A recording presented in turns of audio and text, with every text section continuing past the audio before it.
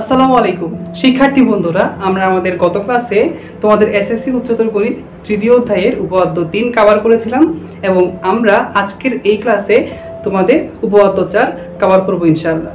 অনুশীলন এই পাঠশালা এর পক্ষ থেকে স্বাগতম জানাচ্ছি আমি আজমাইন মাহাতা। তাহলে চলো বন্ধুরা, আর কথা না বাড়িয়ে আজকের ক্লাসটা শুরু করা যাক। শিক্ষার্থী বন্ধুরা, আমরা যখন তোমাদেরকে উপপাদ্য 3 গত ক্লাসে পড়াইছিলাম তখন বলছিলাম হচ্ছে তোমাদের উপপাদ্য 3 এর একটা কিন্তু স্পেশাল নাম আছে। উপপাদ্য 3 এর ওই স্পেশাল নামটা হচ্ছে স্থূলকোণের ক্ষেত্রে পিথাগোরাসের উপপাদ্যের বিস্তৃতি। ঠিক একইভাবে তোমাদের পাঠ্য বইয়ের উপপাদ্য 4 যেটা আজকে আমরা পড়ব, ওই উপপাদ্যের কিন্তু একটা স্পেশাল নাম আছে। ওই স্পেশাল নামটা হচ্ছে সূক্ষ্মকোণের ক্ষেত্রে পিথাগোরাসের উপপাদ্যের বিস্তৃতি। ওই স্পেশাল নামটা কি ভাইয়া? যে সূক্ষ্মকোণের ক্ষেত্রে পিথাগোরাসের উপপাদ্যের বিস্তৃতি। এটা হচ্ছে তোমাদের উপপাদ্য 4 এর একটা স্পেশাল নাম। ঠিক আছে বন্ধুরা, এরপরে আসো আমরা সূক্ষ্মকোণ বলতে কি বুঝি। তোমরা সবাই জানো, জাস্ট আমি একবার তোমাদেরকে রিভাইজ করে দেওয়ার জন্য স্মরণ করে দিচ্ছি যে দেখো, যদি তোমার কোনো কোণের মান 90 ডিগ্রি বা 1 সমকোণ হতে ছোট হয়, 90 ডিগ্রি বা 1 সমকোণ হতে ছোট হয়, যদি কোনো কোণের মান 90 ডিগ্রি বা 1 সমকোণ হতে ছোট হয়, তখন আমরা ওই কোণটাকে বলবো হচ্ছে সূক্ষ্মকোণ। যদি তোমার কোণের মান 90 ডিগ্রি কি হয়ে যায়, সমান হয়ে যায়, তখন আমরা ওই কোণটাকে বলবো হচ্ছে সমকোণ। যদি তোমার কোণের মানটা 90 ডিগ্রি থেকে বড় হয়, তখন আমরা ওইটাকে বলবো হচ্ছে স্থূলকোণ। তাহলে আমি আবার বলতেছি, যদি তোমার কোণের মান 90 ডিগ্রি থেকে ছোট হয়, তখন আমরা ওই কোণটাকে বলবো হচ্ছে সূক্ষ্মকোণ। ঠিক আছে, এটাই হচ্ছে আমাদের সূক্ষ্মকোণের পরিচয়। তাহলে ভাইয়া, সূক্ষ্মকোণ কাকে বলে? যে কোণের মান 0 ডিগ্রি থেকে বড় এবং 90 ডিগ্রি থেকে ছোট, ওই কোণকে আমরা সূক্ষ্মকোণ বলে থাকি। ঠিক আছে, তাহলে আসো আমরা আমাদের সাধারণ নির্বাচনে চলে যাই। ভাইয়া, সাধারণ নির্বাচন জিনিসটা কি? আমরা গত ক্লাসেও বলছিলাম, তোমার যেটা প্রশ্ন ওইটাই হচ্ছে সাধারণ নির্বাচন। তোমার যেটা প্রশ্ন ওইটা হচ্ছে তোমার সাধারণ নির্বাচন। ঠিক আছে, এরপর হচ্ছে বিশেষ নির্বাচন জিনিসটা কি ভাইয়া? তুমি প্রশ্নটা পড়ে পড়ে কিন্তু প্রশ্নের দিক নির্দেশনা অনুসারে চিত্রটা আঁকছো। তুমি প্রশ্নটা পড়ে প্রশ্নের দিক নির্দেশনা অনুসারে চিত্রটা আঁকছো। এখন তুমি চিত্রটা আঁকতে গিয়ে যেসব কাজ করছো তার বিবরণটাই হচ্ছে বিশেষ নির্বাচন। আবার বলতেছি, তুমি প্রশ্নের দিক নির্দেশনা অনুসারে চিত্রটা আঁকছো। এখন চিত্রটা আঁকতে গিয়ে যেসব কাজ করছো ওই কাজগুলোই হচ্ছে তোমার, ওই কাজগুলোর বিবরণটাই হচ্ছে বিশেষ নির্বাচন। ঠিক আছে, তাহলে সাধারণ নির্বাচন মানে ভাইয়া কি বলছি, তোমার প্রশ্নটাই হচ্ছে সাধারণ নির্বাচন। ঠিক আছে, আচ্ছা, এরপর হচ্ছে আরেকটা কথা তোমাদেরকে বলে রাখি, ওইটা হচ্ছে ভাইয়া বর্গক্ষেত্র অথবা বর্গক্ষেত্রের ক্ষেত্রফল, এই দুইটা শব্দের যে কোনো একটা শব্দ যদি তোমরা কখনো শোনো, তাহলে কি হবে? মাথার উপরে স্কয়ার হবে। ঠিক আছে, আমি আবার বলতেছি, বর্গক্ষেত্র অথবা বর্গক্ষেত্রের ক্ষেত্রফল শব্দ দুইটার মধ্যে যে কোনো একটা যদি তোমরা কখনো শোনো, তাহলে মাথার উপর কি হবে? স্কয়ার হবে। ঠিক আছে, তোমরা একটু ভালো করে বুঝতে পারবা। তোমরা ক্লাসটা সবাই কন্টিনিউ করো, আর ক্লাসটা যদি ভালো লেগে থাকে অবশ্যই সবাই কি করবা? লাইক, কমেন্ট এবং শেয়ার করবা আর কি। ঠিক আছে, যে কোনো ত্রিভুজের সূক্ষ্মকোণের বিপরীত বাহুর উপর অঙ্কিত বর্গক্ষেত্র। এখন যে কোনো ত্রিভুজ বলতে তোমাকে ওই ত্রিভুজটার নামটা কিন্তু একদম স্পেসিফিক করে দেয় নাই, একদম নির্দিষ্ট করে দেয় নাই প্রশ্নে। ঠিক আছে, আমরা ইচ্ছে করলে ABCD একটা ত্রিভুজ, অথবা ইচ্ছে করলে XYZ একটা ত্রিভুজ, অথবা ইচ্ছে করলে যে কোনো নামের ত্রিভুজ নিতে পারি। এই যে আমরা যে কোনো নামের ত্রিভুজ নিচ্ছি, এই জন্য আমরা মনে করি শব্দটা নিয়ে আসি। যদি প্রশ্ন কর্তৃক একদম নির্দিষ্ট করে দেওয়া হয়তো যে এই ত্রিভুজটা নিয়ে কাজ করো তোমরা, যে ত্রিভুজের নাম হচ্ছে XYZ, ওই ক্ষেত্রে আমরা মনে করে আর দিতাম না। ঠিক আছে, তাহলে মনে করে দেওয়ার কারণটা হচ্ছে তোমার প্রশ্ন কর্তৃক কিন্তু এটা ফিক্সড করে দেওয়া হয় নাই। ঠিক আছে, তোমার প্রশ্ন কর্তৃক ফিক্সড করে দেওয়া হয় না যে তুমি এই নামের ত্রিভুজটা নিয়ে কাজ করো। ঠিক আছে ভাইয়া, তাহলে তোমার প্রশ্ন প্রথমে কি বলছে দেখো, যে কোনো ত্রিভুজের, তাহলে আমরা দেখো যে কোনো ত্রিভুজের মনে করি ABC ত্রিভুজের, যে কোনো ত্রিভুজের, এরপরে কি বলছে ভাইয়া? সূক্ষ্মকোণের। তাহলে একটু সবাই চিত্রের মধ্যে খেয়াল করো, ABC, এই যে এই অংশটার দিকে ভাইয়া আপনারা আপাতত তাকায়েন না। ঠিক আছে, তাহলে দেখেন যে কোনো ত্রিভুজ এ বি সি ভাইয়া নিলাম, মনে করি এ বি সি ত্রিভুজে বলছে হচ্ছে সূক্ষ্মকোণ। তাহলে আপনার এখানে সূক্ষ্মকোণ কোনটা? এই কোণটা হচ্ছে আপনার সূক্ষ্মকোণ, এই কোণটা হচ্ছে আপনার সূক্ষ্মকোণ। ঠিক আছে, আচ্ছা আমি একটু করে বলিনি, তোমরা জানো যে ধর দেখো ভাই একটু আগে বলছি না যে 90 ডিগ্রি থেকে কম হলে সূক্ষ্মকোণ, 90 ডিগ্রি এর সমান হলে সমকোণ, বড় হলে স্থূলকোণ। তাহলে দেখো যদি তোমার ফর্মেশন বা গঠনটা চিত্রটা যদি এরকম থাকে, তখন তুমি সবসময় মনে রাখবা এই কোণটা, এই কোণটা কি বোঝাচ্ছে? এটা সমকোণ বোঝাচ্ছে। ঠিক আছে ভাইয়া, এই গঠনটা কি বোঝাচ্ছে? সমকোণ বোঝাচ্ছে। যদি তোমার গঠনটা এরকম থাকে, এই ফর্মেশনটা থাকে, তখন তুমি কি মনে করবা? তোমার এটা হচ্ছে স্থূলকোণ বোঝাচ্ছে। স্থূলকোণ মানে কি ভাইয়া? 90 ডিগ্রি থেকে বড়, 180 ডিগ্রি থেকে ছোট। যদি তোমার ফর্মেশনটা এইরকম থাকে, এরকম ফর্মেশনটা থাকে, তখন তুমি কি মনে করবা? ওটা হচ্ছে তোমার কি কোণ? ওইটা হচ্ছে তোমার সূক্ষ্মকোণ। ঠিক আছে, তোমরা সবাই জানতা, জাস্ট আমরা একবার রিভাইজ করে নিছি আর কি। হ্যাঁ, আমরা একবার রিভাইজ করে নিছি। আচ্ছা এরপর আসো, আমাদের এই যে যেই ত্রিভুজটা আমরা নিছি এবিসি, এটা কোণ সি, এটা হচ্ছে সূক্ষ্মকোণ। তাহলে আমরা এই যে কথাটাই লিখে ফেলতেছি, এটা কোণ সিটা হচ্ছে সূক্ষ্মকোণ। এবিসি ত্রিভুজের কোণ সি হলো সূক্ষ্মকোণ। কোণ সি হলো ভাইয়া কি? সূক্ষ্মকোণ।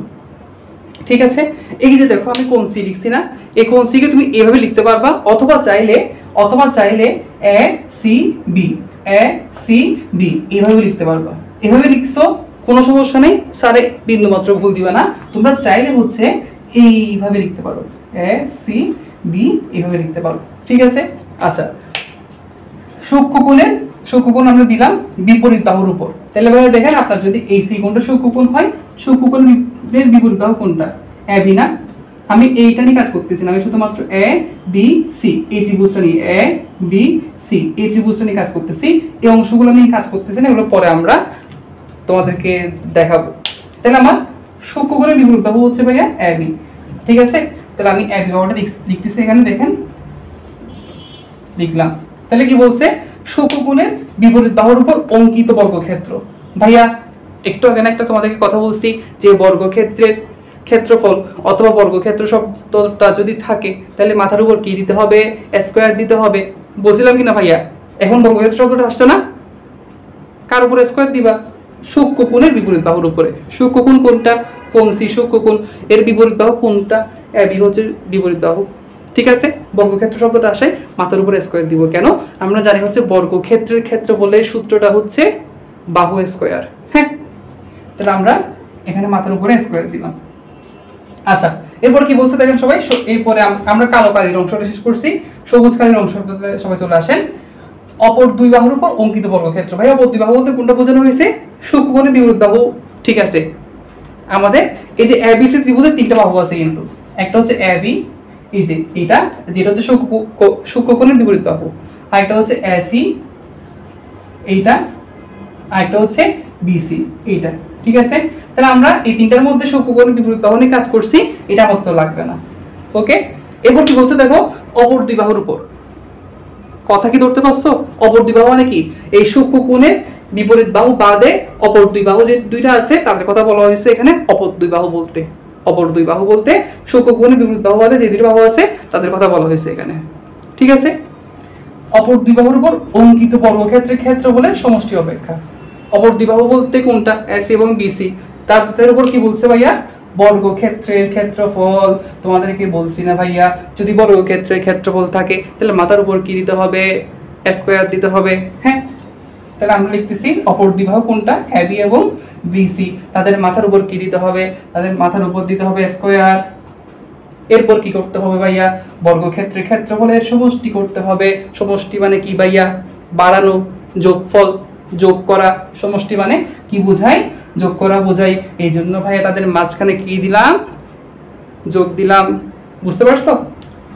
আচ্ছা, তাহলে আমাদের সবুজ অংশের কাজ শেষ। অপর দুই বাহুর উপর অঙ্কিত বর্গক্ষেত্রের ক্ষেত্রফল, স্কয়ার দিলাম, সমষ্টি দিলাম, কাজ শেষ। এরপর লাল কালির অংশটাতে আসো। এরপর কি বলছে? ওই দুই বাহুর যে কোনো একটি, ওই দুই বাহুর যে কোনো একটি। তাহলে আপনার এখানে দুইটা বাহু আছে না, এদের মধ্য থেকে আপনি যাকে ইচ্ছে তাকে নিয়ে কাজ করতে পারবেন। ঠিক আছে, ওই দুই বাহুর যে কোনো একটি, ভাইয়া ধরেন ইচ্ছাকৃত বিসি কে নিয়ে কাজ করতেছি, আপনারা চাইলে এসি কে নিয়ে কাজ করতে পারবেন, কোনো সমস্যা নেই। ওই দুই বাহুর যে কোনো একটি, ভাইয়া বিসি কে সিলেক্ট করলাম, ও তার উপর মানে বিসি এর উপরে অপরটির বলতে কোনটা, এসি এর লম্ব বিক্ষেপ। কথা খেয়াল করিয়ে, ওই দুই বাহুর যে কোনো একটি, ভাইয়া বিসি কে নিলাম, হ্যাঁ ভাইয়া বিসি কে নিলাম, ওই দুই বাহুর যে কোনো একটি এবং তার উপরে মানে আমি যাকে নিয়েছি তার উপর অপর বাহু বলতে কোনটা, এসি না, এসি অপরটির লম্ব বিক্ষেপ।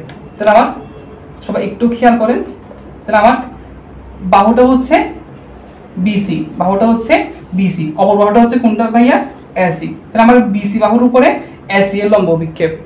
আপনারা সবাই লম্ব বিক্ষেপ সম্পর্কে মোটামুটি আশা করি ক্লিয়ার আছেন, যারা আমার লেকচারগুলো ধারাবাহিকভাবে করতেছো তারা। আর যদি কোনো সমস্যা থাকেও, আমাদের লেকচার 1-এ খুব ভালোভাবে আমরা লম্ব বিক্ষেপ কনসেপ্ট আলোচনা করছি, যদি কোনো সমস্যা থাকে ওইটা করে আসতে পারো আর কি। হ্যাঁ, আমি লম্ব বিক্ষেপ সম্পর্কে একটু করে বলতেছি। দেখো, ধরো আমার এখানে একটা বাহু আছে, ধরো এটা হচ্ছে বিসি বাহু এবং এটা হচ্ছে ধরো আমার এসি বাহু। তাহলে আমি চাচ্ছি হচ্ছে বিসি বাহুর উপরে এসি বাহুর লম্ব বিক্ষেপ আঁকতে। তাহলে লম্ব বিক্ষেপ আঁকার জন্য কি করতে হবে, যার লম্ব বিক্ষেপ আঁকতে যাচ্ছে, আমরা কার লম্ব বিক্ষেপ আঁকতে যাচ্ছি, এসি এর লম্ব বিক্ষেপ আঁকতে যাচ্ছি। তাহলে যার লম্ব বিক্ষেপ আঁকতে যাচ্ছি তার দুইটা প্রান্ত বিন্দু আছে না, ওই প্রান্ত বিন্দুগুলা থেকে দুইটা কি আঁকবো, লম্ব আঁকবো। দুইটা কি আঁকবো ভাইয়া, লম্ব আঁকবো। এবং এই যে লম্বগুলো আঁকছি, এই লম্বগুলো মাঝখানে যে জায়গাটা কভার করছে, ওই জায়গাটা দৈর্ঘ্যই হচ্ছে এইটার এসি বাহুর লম্ব বিক্ষেপ। ঠিক আছে, তাহলে আমি ইচ্ছা মতো ধরো দিয়ে দিচ্ছি সি প্রাইম এ প্রাইম, এইটা মাঝখানে অংশটা কভার করছে আর কি। তাহলে এই মাঝখানের অংশটা হচ্ছে এসি এর লম্ব বিক্ষেপ। ঠিক আছে ভাইয়া, সবাই একটা জিনিস একটু খেয়াল করো, এই যে দেখো আমার দুইটা প্রান্ত বিন্দু থেকে আমি দুইটা লম্ব আঁকছি, কিন্তু লম্ব বিক্ষেপ আঁকার স্বার্থে।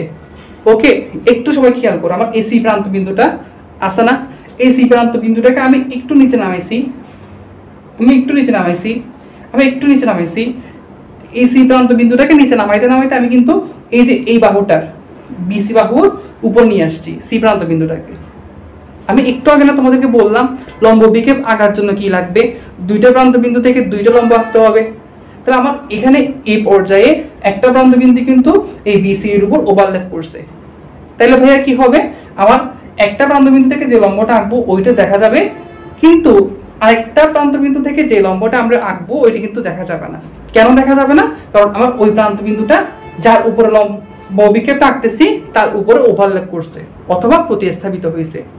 ভাই আমি বুঝতে পারছি, আমি এই কথাটা কেন বলছি, এই চিত্রটার জন্য। আমার এই চিত্রটা ছিল হচ্ছে আগে এরকম, এটার মতো, বাট একটা প্রান্ত বিন্দু সুন্দর করে নামাইতে যার উপর লম্ব বিক্ষেপটা আঁকতেছি তার উপর ওভারল্যাপ করছে।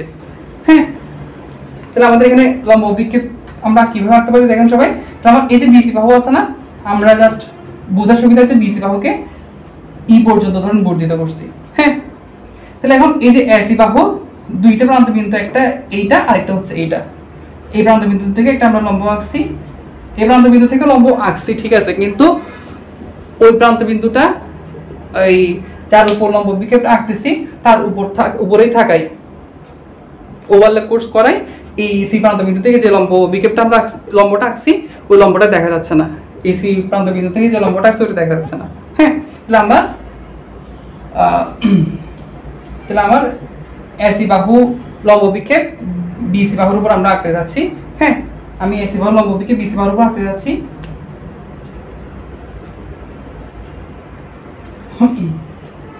তাহলে আমার লম্ব বিক্ষেপ কোনটা হবে, ধরো আমি এই যে বিসি বাহু আছে না তোমার, ধরো তোমার এটা হচ্ছে বিসি বাহু, এই বিসি বাহুকে আমি, আচ্ছা আমি একটু তোমাদেরকে একদম ভালো করে বলতেছি, চিত্রটা একটু তোমাদের কমপ্লিকেটেড হয়ে গেছে। ধরো আমার এটা হচ্ছে বিসি বাহু, এটা হচ্ছে বিসি বাহু, এই বিসি বাহুর উপরে এটা তোমার বিসি বাহু, এই বিসি বাহুর উপরে আমি এসি বাহু লম্ব বিক্ষেপ আঁকতে যাচ্ছি। ঠিক আছে, এখন এই যে আমি দুইটা প্রান্ত বিন্দু থেকে যখন লম্ব আঁকতে হবে বিসি এর উপরে, কিন্তু আমি এই প্রান্ত বিন্দু থেকে যখন লম্বটা আঁকবো তখন কিন্তু আমি বিসি কে পাচ্ছি না। ঠিক আছে, এই জন্য আমি কি করব, বি বাহুটাকে এই বিবাহটাকে ই পর্যন্ত বর্ধিত করব। ওকে, কোনো সমস্যা হবে না, চিত্র ভুল হবে না। এখন লম্ব বিক্ষেপ আঁকতে কি করতে হয় ভাইয়া? দুইটা প্রান্ত বিন্দু থেকে দুইটা কি আঁকতে হয়? লম্ব আঁকতে হয়। তাহলে আমি এই যে লম্ব আঁকলাম, ঠিক আছে, এখান থেকে লম্ব আঁকছি, কিন্তু এই সি প্রান্ত বিন্দুটা হচ্ছে ওভারল্যাপ করাই বিসি এর উপরে, ওই লম্বটা দেখা যাচ্ছে না, অর্থাৎ ওই লম্বের দৈর্ঘ্যটা হচ্ছে 0। তাহলে এখন দেখো আমি ধরো এই বিসি এর উপরে এ প্রান্ত বিন্দু হতে এডি লম্ব আঁকছি। তাহলে এখন দেখেন তো মাঝখানের রিজিয়ন কোনটা, মাঝখানে দখলকৃত অংশ কোনটা, দেখেন তো এইটা না? তাহলে আপনার এইটার মাঝখানে যে অংশটা ওইটার দৈর্ঘ্য হচ্ছে আপনার এসি বাহুর লম্ব বিক্ষেপ কার উপরে? বিসি এর উপরে। বিসি এর উপরে এসি বাহুর লম্ব বিক্ষেপ হচ্ছে বিসি এর উপরে, ঠিক আছে। আমার প্রথমে এটা বিসি বাহু ছিল, বিসি বাহুর উপরে আমি এসি বাহুর কি আঁকছি? লম্ব বিক্ষেপ আঁকছি, ঠিক আছে। তাহলে আমার বিসি বাহুর উপর এসি বাহুর লম্ব বিক্ষেপ কোনটা ভাইয়া? এই যে এডি, এই যে আমার মাঝখানে যে দখলকৃত অংশটা আছে ওইটাই আমার লম্ব বিক্ষেপ, ঠিক আছে। তাহলে আমার এই সিডিটা আমার হচ্ছে, এই সিডিটাই হচ্ছে লম্ব বিক্ষেপ, কার লম্ব বিক্ষেপ? এসি এর লম্ব বিক্ষেপ। ঠিক এই সেম চিত্রটা হচ্ছে এখানে, যে দেখেন আপনার বিসি বাহুর উপরে আমরা এসি বাহুর লম্ব বিক্ষেপটা আঁকতে চাইছি। এখন এই প্রান্ত বিন্দু থেকে আমরা যখন লম্বটা আঁকতাম তখন কিন্তু বিসি বাহুকে এখানে এখানে পাই নাই, এই জন্য কি করছে? বিসি বাহুর বি প্রান্ত বিন্দুকে এই পর্যন্ত কি করছে? বর্ধিত করছি, হ্যাঁ। এরপর হয়েছে এ বিন্দু থেকে একটা কি আঁকছি? লম্ব আঁকছি। লম্ব কেন আঁকছি? লম্ব বিক্ষেপ আঁকার জন্য আমরা জানি হচ্ছে যার লম্ব বিক্ষেপ আঁকতে চাচ্ছি তার দুইটা প্রান্ত বিন্দু থেকে যার উপরে আঁকতে চাচ্ছি তার উপরে দুইটা লম্ব আমরা আঁকবো। ওই লম্বটা যার উপরে আঁকছি তার থেকে যে জায়গাটা দখল করছে ওই লম্ব দুইটা, ওই লম্ব দুইটা যে জায়গাটা দখল করছে ওইটা আপনার লম্ব বিক্ষেপ, হ্যাঁ। আচ্ছা, কথা একটু বেশি হয়ে যাচ্ছে, তার জন্য দুঃখিত, বারবার করে বলতেছি যাতে আপনারা ভালো করে বুঝতে পারেন, হ্যাঁ। আচ্ছা, তাহলে এখন দেখেন আপনার, তাহলে এই বিসি বাহুর উপর এসি বাহুর লম্ব বিক্ষেপ কোনটা ভাইয়া? সিডি। বিসি বাহুর উপর এসি বাহুর লম্ব বিক্ষেপ কোনটা ভাইয়া? সিডি, ঠিক আছে। তাহলে এরপর কি বলছে দেখেন, ওই দুই বাহুর যে কোনো একটি, ভাই কোনটাকে নিছি? বিসি কে নিছি, এবং তার উপর অপরটি লম্ব বিক্ষেপ। তাহলে বিসি বাহুর উপর এসি বাহুর লম্ব বিক্ষেপ কোনটা ভাইয়া? সিডি। ওকে, লম্ব বিক্ষেপের অন্তর্গত আয়তক্ষেত্রের, ভাই এটা কি বুঝাইছে? এটা কি বুঝাইছে দেখি বলেন তো আমাকে। ভাই আমরা একটা কথা জানি না, বলেন তো আয়তক্ষেত্রের ক্ষেত্রফলের সূত্র কি? দৈর্ঘ্য গুণ প্রস্থ। তাহলে অন্তর্গত আয়তক্ষেত্রের ক্ষেত্রফলে জিনিসটা কি বুঝাইছে দেখেন। তাহলে আমার এখানে এসি বাহুটা লাগবে না, আমি ধরেন কথার কথা বললাম বিসি বাহুর দৈর্ঘ্য হচ্ছে 10, সিডি বাহুর দৈর্ঘ্য হচ্ছে 5 মিটার। তো এখন এই দুইটা বাহুকে নিয়ে আমি একটা কি আঁকছি? ধরেন একটা আয়তক্ষেত্র আঁকছি, ধরেন আপনার এটা হচ্ছে বিসি বাহু আর এটা হচ্ছে আপনার সিডি বাহু। তাহলে সিডি বাহু হচ্ছে 5, এটা হচ্ছে 10। তাহলে আমরা ট্রেডিশনালি বা মানে কাকতালীয় ভাবে যার দৈর্ঘ্যটা বড়, যার মানটা বড় ওইটাকে আমরা দৈর্ঘ্য, যার মানটা ছোট ওইটাকে আমরা প্রস্থ বলি। ট্রেডিশনালি এটা কোনো ব্যাখ্যা নাই, হ্যাঁ। যার মানটা বড় ওইটাকে আমরা দৈর্ঘ্য, যার মানটা ছোট ওইটাকে আমরা কি বলি? প্রস্থ বলি। তাহলে আমরা দেখেন এইটা হচ্ছে আপনার দৈর্ঘ্য, আমরা এটা আয়তক্ষেত্র আঁকছি, এটা হচ্ছে আপনার দৈর্ঘ্য এবং এটা হচ্ছে আপনার কি? প্রস্থ, ঠিক আছে। তাহলে কি বলছে? ওই দুই বাহুর যে কোনো একটি, বিসি কে নিলাম এবং বিসি এর উপরে অপরটি লম্ব বিক্ষেপের অন্তর্গত আয়তক্ষেত্র। তাহলে এটা বুঝাইছে হচ্ছে ওই এই দুইটা বাহুকে নিয়ে আপনি একটা আয়তক্ষেত্র আঁকবেন, আয়তক্ষেত্রের ক্ষেত্রফলে, আয়তক্ষেত্রের ক্ষেত্রফলে। তাহলে এখন ভাইয়া বলেন তো আয়তক্ষেত্রের ক্ষেত্রফল মানে কি? দৈর্ঘ্য গুণ প্রস্থ। তো আপনার এখানে দৈর্ঘ্য কোনটা? আপনার এখানে দৈর্ঘ্য বিসি না ভাইয়া? আপনার এখানে দৈর্ঘ্য বিসি না, আর প্রস্থ কোনটা? সিডি। আর প্রস্থ কোনটা? সিডি। আপনারা চাইলে দৈর্ঘ্যের জায়গায় এই সিডি কে দিতে পারেন, প্রস্থের জায়গায় প্রস্থের জায়গায় বিসি রেখে দিতে পারেন, কোনো সমস্যা নেই। আমি দৈর্ঘ্যটা বিসি দিছি বলে আপনাকে এটা দিতেই হবে এরকম কোনো বাধ্যবাধকতা নেই, ঠিক আছে। শুধুমাত্র একটা এই দুইজনকে নিয়ে একটা আয়তক্ষেত্র আঁকলে হয়েছে। তাহলে আয়তক্ষেত্রের ক্ষেত্রফল এই জন্য ভাই কি দিছি? দৈর্ঘ্য ইন্টু প্রস্থ, দৈর্ঘ্য ইন্টু প্রস্থ, দৈর্ঘ্য ইন্টু প্রস্থ, হ্যাঁ। আয়তক্ষেত্রের ক্ষেত্রফলে তাহলে আপনার এই জিনিসটা হচ্ছে বিসি ইন্টু সিডি, এটা হচ্ছে আপনার আয়তক্ষেত্রের ক্ষেত্রফল। এরপর কি? আয়তক্ষেত্রের ক্ষেত্রফলের দ্বিগুণ পরিমাণ কম। তাহলে দ্বিগুণ মানে কি ভাইয়া? 2। কম মানে কি? কম মানে কি? কমে যাবে। কমে যাবে মানে কি ভাইয়া? বিয়োজন। বিয়োজন মানে কি? বিয়োগ। আবার বলতেছি, আয়তক্ষেত্রের ক্ষেত্রফলের দৈর্ঘ্য ইন্টু প্রস্থ দ্বিগুণের, দ্বিগুণ দিলাম, পরিমাণ কম। কম মানে কি? কমে যাবে। কমে যাওয়া মানে কি? বিয়োজন। বিয়োজন মানে কি? মাইনাস। দ্বিগুণ পরিমাণ কম, এই জন্য ভাই এখানে একটা মাইনাস দিলাম, ঠিক আছে। তো আমার এই জিনিসটা হচ্ছে কি করতে হবে? প্রমাণ করতে হবে। তাহলে এখন আমি এতক্ষণ যে জিনিসটা লিখছি এটা জাস্ট বিবরণটা আমি প্রশ্নে পরে পরে এই প্রশ্নটা পরে পরে যে চিত্রটা আঁকছি এই চিত্রটার বিবরণী হচ্ছে আমি বিশেষ নির্বাচনে দিব। আচ্ছা, তাহলে এখন আসেন এবিসি ত্রিভুজে কোণ এসিবি হচ্ছে সূক্ষ্মকোণ, এরপর হচ্ছে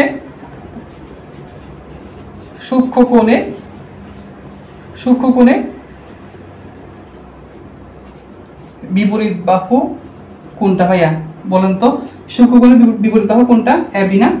সূক্ষ্মকোণের বিপরীত বাহু হচ্ছে ভাইয়া এবি, ঠিক আছে। আচ্ছা, অপর দ্বিবাহু কোনটা এবং অপর দুই বাহু এবং অপর দ্বিবাহু কোনটা এসি এবং বিসি, এসি ও বিসি, ওকে। আচ্ছা, অপর দ্বিবাহু এসি এবং বিসি। আচ্ছা, এরপর হচ্ছে আমার বিসি বাহুর উপর এসি বাহুর লম্ব অভিক্ষেপ কোনটা ভাইয়া? সিডি না? এটা লিখে ফেলতেছি, বিসি বাহুকে আমরা এই পর্যন্ত বাড়াইছি না, এই কথাটা লিখতেছি, মানে আমরা প্রশ্নটা পড়ে চিত্রটা আঁকছি, চিত্র আঁকার সময় যা যা করছি এগুলাই লিখতেছি ভাইয়া, বাইরেতে কিছু লিখছি? এতক্ষণ তোমাদেরকে যা বলছি তাই লিখতেছি, ওকে। তাহলে এখন আসেন বিসি বাহুর বর্ধিতাংশের উপর কার? এসি এর লম্ব বিক্ষেপ, এসি বাহুর লম্ব অভিক্ষেপ কোনটা? ভাইয়ারা সুন্দর করে সবাই নোট করবা, ঠিক আছে। বিসি বাহুর উপর এসি বাহুর লম্ব অভিক্ষেপ কোনটা? সিডি। আপনার এখানে কি বলছিল? ওই দ্বিবাহুর যে কোনো একটি, ওই দ্বিবাহু বলতে কোনটা? এইটা এবং এইটা, এখানে এই দুইটা থেকে আমরা বিসি কে নিছি, বিসি এর উপরে এসি বাহুর মানে অপর বাহুর লম্ব অভিক্ষেপ আর কি, ঠিক আছে, সিডি। আমাদের প্রমাণ করতে হবে যে এই জিনিসটা, ঠিক আছে। আমার এই জিনিসটা কি করতে হবে? প্রমাণ করতে হবে যে আপনার যে কোনো একটা ত্রিভুজ এবিসি এর সূক্ষ্মকোণের বিপরীত বাহুর উপর অঙ্কিত বর্গক্ষেত্র অপর দুই বাহুর উপর অঙ্কিত বর্গক্ষেত্রের সমষ্টি, ঠিক আছে।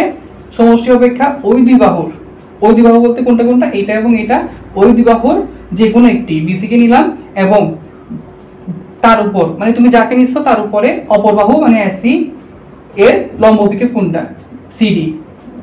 সিডি আয়তক্ষেত্রের ক্ষেত্রফলের, এই জন্য আমরা ইনটু দিছি দ্বিগুণের, 2 দিছি, পরিমাণ কম মানে কি বিয়োজন কমে যাওয়া মানে কি বিয়োগ, এই জন্য এখানে বিয়োগ দিছি। তো আপনার এই জিনিসটা কি করতে হবে? প্রমাণ করতে হবে। তাহলে আমাদের এইটাই ছিল হচ্ছে কি উপপাদ্য 4 এর বিশেষ নির্বাচন, ঠিক আছে ভাইয়া। তোমরা যদি তা বুঝে থাকো অবশ্যই ভাইয়াকে বলবা, ভাইয়া তোমাদেরকে ইনশাল্লাহ সর্বোচ্চটুকু দিয়ে বুঝাই দিব আর কি। হ্যাঁ, তাহলে চলো আমরা বিশেষ নির্বাচনটা তো লিখলাম, এরপর হচ্ছে আমরা প্রমাণে চলে যাই। আর বিশেষ নির্বাচনটা লিখতে একটু সময় লাগছে, প্রমাণটা এতটা বড় না, আশা করি প্রমাণটা বিশেষ নির্বাচন যেমন বুঝছো তোমরা প্রমাণটা বুঝবা, ঠিক আছে। তাহলে চলো আমরা প্রমাণে চলে যাচ্ছি। বন্ধুরা, তোমরা প্রমাণের ধাপ 1 খেয়াল করো, দেখো আমরা কিন্তু বিসি বাহুর উপর এসি বাহুর লম্ব বিক্ষেপ আঁকার জন্য কি করছিলাম? এডি লম্ব আঁকছিলাম বিসি বাহুর বর্ধিতাংশের উপরে, ঠিক আছে। তাহলে আমরা যেহেতু লম্ব আঁকছি, তাহলে আমার এই কোণটা কত ডিগ্রি ভাইয়া? 90 ডিগ্রি। লম্ব আঁকলে ওই কোণটা কত ডিগ্রি হয়? 90 ডিগ্রি হয়, ঠিক আছে। তাহলে এখন দেখো এ ডি সি এডিসি ত্রিভুজটা আমি একটু এখানে আঁকছি বোঝার সুবিধার্থে। এই এডিসি ত্রিভুজে দেখো তো ভাইয়া, এইটা লম্ব ছিল না, এডিটা লম্ব ছিল না, তাহলে আমার এটা হচ্ছে লম্ব, ঠিক আছে ভাইয়া। তাহলে দেখেন তো এডিসি ত্রিভুজের তিনটা কোণের মধ্যে যে কোনো একটা কোণ লম্ব, আমরা তাহলে কি বলতে পারি? লম্ব মানে কি ভাইয়া? 90 ডিগ্রি অথবা এক সমকোণ। তাহলে কিছু একটা মনে পড়তেছে তোমাদের? কিছু একটা মনে পড়তেছে? তাহলে ভাইয়া আমরা কি জানি? যে ত্রিভুজের একটা কোণ সমকোণ ওইটাকে আমরা কি বলি? সমকোণী ত্রিভুজ, ঠিক আছে। তাহলে এখন দেখেন তো এডিসি ত্রিভুজের কোণ ডিটা সমকোণ না? এডিসি ত্রিভুজের কোণ ডিটা সমকোণ না? কেন সমকোণ? কারণ হচ্ছে আমরা লম্ব আঁকছি, আপনি যার উপর লম্ব আঁকবেন ওইখানে সমকোণ উৎপন্ন হবে, যার যখন আপনি লম্ব আঁকবেন তখন ওইখানে কি হবে ভাইয়া? সমকোণ উৎপন্ন হবে, এটা মনে রাখবেন সবসময়, ঠিক আছে। এই যে দেখেন আমরা বিসি এর বর্ধিতাংশের উপর এডি লম্ব আঁকছি না? তাহলে আপনারা যে লম্ব আঁকছেন ফলে এখানে কি উৎপন্ন হয়েছে? সমকোণ উৎপন্ন হয়েছে, সমকোণ বা 90 ডিগ্রি কোণ উৎপন্ন হয়েছে। তাহলে ভাইয়া সমকোণ মানে কার কথা মনে পড়ে? সমকোণ মানে কার কথা মনে পড়ে ভাইয়া? পিথাগোরাস উপপাদ্যের কথা মনে পড়ে। হ্যাঁ, তাহলে এখন দেখেন আপনার এই ত্রিভুজটাতে এ ডি সি, এই যে এ ডি সি, এই ত্রিভুজে এটা সমকোণের বিপরীত বাহু কোনটা ভাইয়া? এসি। এটাকে আমরা কি বলি, সমকোণের বিপরীত বাহুকে আমরা বলি হচ্ছে অতিভুজ। সমকোণের বিপরীত বাহুকে আমরা কি বলি, অতিভুজ। যে বাহুটা শুয়ে আছে ওইটাকে আমরা কি বলি, ভূমি। যে বাহুটা দাঁড়ায় আছে ওইটাকে আমরা কি বলি, লম্ব। দেখেন তো এই মানুষটা দাঁড়ায় আছে না, তাহলে যে বাহুটা দাঁড়ায় আছে ওটাকে আমরা লম্ব বলি। এই মানুষটা দেখেন তো ভাইয়া শুয়ে আছে না, যে মানুষটা শুয়ে আছে ওটাকে আমরা কি বলি, ভূমি বলি। যদিও বা ভূমি এবং লম্ব এর প্রপার পরিচয় শুয়ে থাকা দাঁড়ায় থাকা না, আপাতত বোঝানোর সুবিধার্থে বলছি আর কি। হ্যাঁ, তাহলে আমাদের পিথাগোরাস উপপাদ্য অনুসারে কি লিখতে পারি দেখেন তো। আমি কথাগুলো একটু এখানে লিখতেছি, সবাই একটু খেয়াল করেন।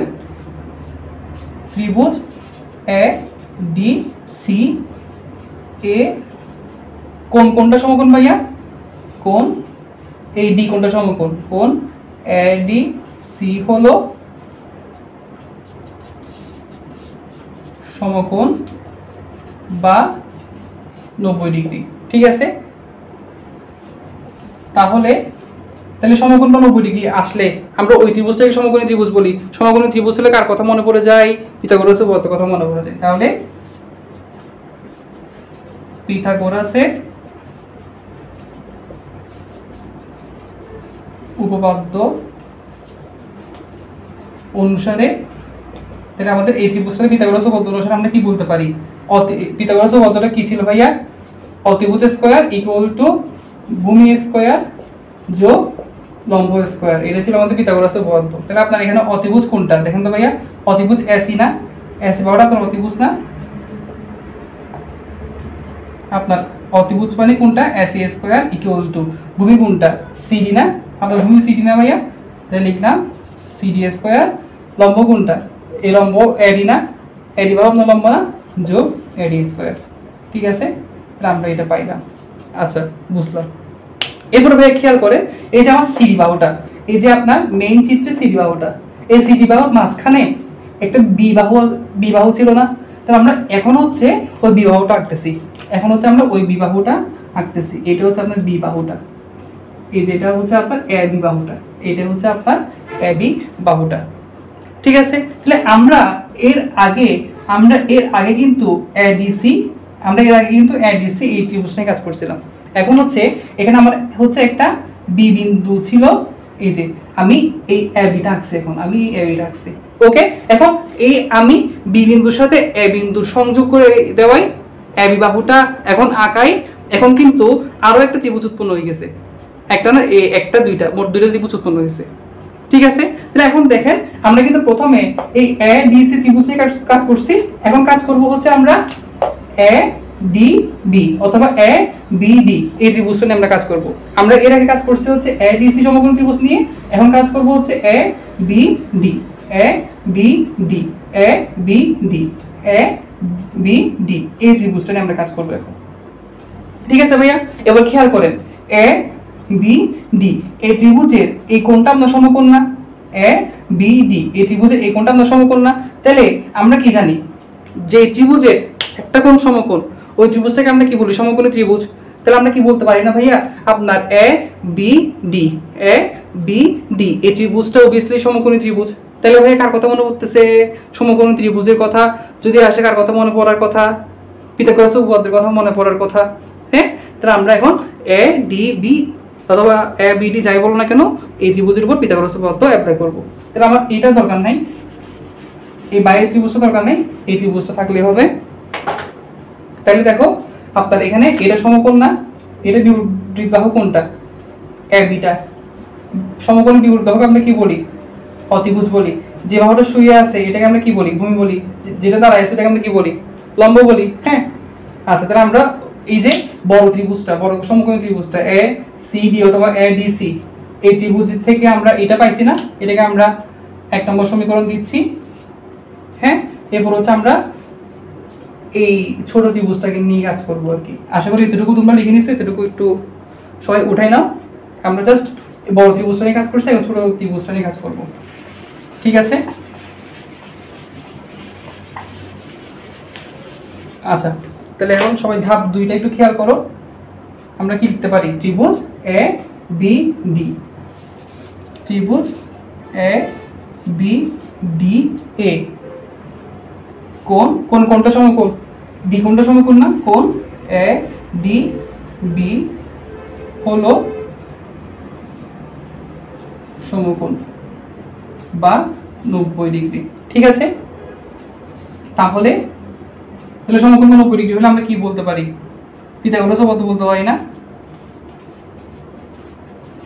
পিথাগোরাসের উপপাদ্য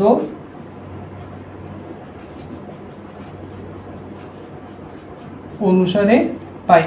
কি লিখতে পারি ভাইয়া, অতিভুজ স্কয়ার, সমকোণের বিপরীত বাহু হচ্ছে অতিভুজ, মানে হচ্ছে অতিভুজ কোনটা, এবি না, সমকোণের বিপরীত বাহু, সমকোণের বিপরীত বাহু হচ্ছে আপনার অতিভুজ, এখানে অতিভুজ হচ্ছে কোনটা, এবি। অতিভুজ স্কয়ার ইকুয়াল টু ভূমি কোনটা, ভূমি হচ্ছে যেটা শুয়ে আছে বিডি যোগ লম্ব স্কয়ার, লম্ব কোনটা, এডি। বুঝছেন নি?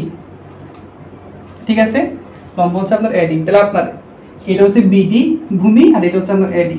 ঠিক আছে, এবার একটু সবাই খেয়াল করেন, আমি হচ্ছে এখানে এই যে এই অংশটা, এই যে বক্সের ভিতরের অংশটা একটু এখানে আঁকতেছি, বক্সের ভিতরের অংশটা এখানে আঁকতেছি। তাহলে দেখেন আপনার এটা হচ্ছে সি, এটা হচ্ছে গিয়ে বি, আর এটা হচ্ছে গিয়ে আপনার ডি। ওকে, তাহলে এখন আসেন আমাদের এখানে সবচেয়ে বড় কোনটা, সিডি না, তাহলে আমি এখানে সিডিতে লিখলাম এই যে সিডি। আমি এই সিডি থেকে যদি বিসি অংশটা বাদ দিই, এই সিডি থেকে বিসি অংশটা বাদ দিই, বাদ মানে কি মাইনাস না, বিসি অংশটা বাদ দিই, বাদ মানে থাকবে না মাইনাস, তাহলে কি থাকতেছে বলুন তো ভাইয়া, বিডি থাকতেছে না। হ্যাঁ, আমি কি করছি, আমার প্রথমে কি ছিল, প্রথমে ছিল হচ্ছে আমার সিডি, এই যে সিডি লিখলাম, প্রথমে আমার সিডি ছিল, এই সিডি থেকে যদি আমরা বিসি অংশটা বাদ দিই, বাদ মানে কি মাইনাস করলাম, এটা বাদ দিই, আপনার কি থাকবে, বিডি থাকবে না। তাহলে আমরা কি লিখতে পারি ভাইয়া, BD equal to CD minus BC. হ্যাঁ, এটা আমরা কি লিখতে পারি, BD equal to CD minus BC. আচ্ছা, তাহলে এখন দেখেন আমরা এখানে বিডি আছে না, এই বিডি এর জায়গায় সিডি মাইনাস বিসিটা লিখতে পারি, সিডি মাইনাস বিসি, আর উপরে একটা হোল স্কয়ার আছে, হোল স্কয়ারটা দিতেছি, এবং এখানে কি আছে, এখানে আছে হচ্ছে আপনার এডি স্কয়ার। ওকে, আর ব্র্যাকেটে আপনাদের এটা একটু লিখে দিবেন সবাই, এটা কি, BD equal to CD minus BC, এই জিনিস একটু সবাই লিখে দিবেন। ঠিক আছে, আমাদের প্রমাণ কিন্তু প্রায় শেষ, কেউ ক্লাস শেষ না করে যাবেন না, প্রমাণ কিন্তু প্রায় শেষ। ক্লাসটা যদি ভালো লাগে অবশ্যই সবাই লাইক, কমেন্ট এবং শেয়ার করবা, সাবস্ক্রাইব করবা। ঠিক আছে, আচ্ছা এখন দেখেন সবাই, আপনার এখানে সিডি মাইনাস বিসি আমরা পাইলাম বিডি এর বদলে। হ্যাঁ, এখন দেখেন আপনারা কিছু একটা মনে করতেছে আপনাদের থেকে, এইটাকে আপনারা এ মনে করেন, এটাকে আপনারা বি মনে করেন, তাহলে আমরা কি দিতে পারি, এ মাইনাস বি হোল স্কয়ারের ফর্মুলা দিতে পারি না, এর ফর্মুলা কি, A square minus 2ab plus B square, A minus B whole স্কয়ারের ফর্মুলা কি, এ স্কয়ার, দেখা যাচ্ছে না মনে হয় না, তাহলে A square minus 2ab plus B square. তাহলে আমরা এই ফর্মুলাটা এখানে দিচ্ছি, আমরা সিডিটাকে এ ধরে নিচ্ছি, বিসিটাকে বি ধরে নিচ্ছি। ঠিক আছে, তাহলে আমরা কি লিখতে পারি, এ স্কয়ার, আমরা কিন্তু বললেও লিখবো কি, সিডি মাইনাস 2a, এ কে সিডি, বি 2ab, বি কোনটা বিসি, প্লাস বি স্কয়ার বলতেছি, কিন্তু লিখতে কি লিখবো, বিসি স্কয়ার লিখবো, আর লাস্টে কি আছে, এডি আছে, লাস্টে কি আছে ভাইয়া, এডি আছে। ওকে, আচ্ছা এরপর আসেন, আমাদের প্রমাণটা কিন্তু একদম শেষ। এরপর আমরা কি লিখতে পারি, দেখেন তাহলে আমরা কি লিখতে পারি, এরপরে আপনার এখানে কি আছে, আপনার এখানে সিডি আছে না, আর এখানে কি আছে, এখানে সিডি, আপনার এখানে সিডি আছে আর এসি। আচ্ছা, আমরা সমীকরণ 1 হতে কি পাইছিলাম বলুন তো সবাই, আমরা সমীকরণ 1 এ বড় ত্রিভুজ নিয়ে কাজ করেছিলাম না, সমীকরণ 1 আমাদের কি ছিল, সমীকরণ 1 কি ছিল ভাই বলতেছি একটু সবাই দেখেন তো, সমীকরণ 1 ছিল হচ্ছে আপনার AC square equal to AD square যোগ সিডি স্কয়ার না, হ্যাঁ সিডি স্কয়ার। ঠিক আছে, এটা আপনার সমীকরণ 1 ছিল। তাহলে আপনার এখানে সিডি স্কয়ার আছে না, সিডি স্কয়ার আছে, আমি জাস্ট একটু এডি স্কয়ারটাকে এখানে না লিখে একটু সামনে করে লিখতেছি, তাহলে এটা হচ্ছে আপনার এডি স্কয়ার প্লাস এই বিসি স্কয়ারটাকে লিখতেছি, তারপর হচ্ছে এই অংশটাকে লিখতেছি মাইনাস 2 সিডি ইন্টু বিসি। এটা আপনার শেষ। ভাইয়া কেউ যাবেন না। ক্লাসে ডিভিশনটা একটু বড় হয়ে যাচ্ছে, তার জন্য ভাইয়া সরি। এখনই আমাদের প্রমাণটা হয়ে যাবে। ওকে, তারপরে আমি এই জায়গাটাতে লিখতেছি। তাহলে একটু দেখেন তো, আমাদের সমীকরণ 1 অনুসারে আমরা কি লিখতে পারি? এসিডি আর এডি, এর বদলে আমরা কি লিখতে পারি?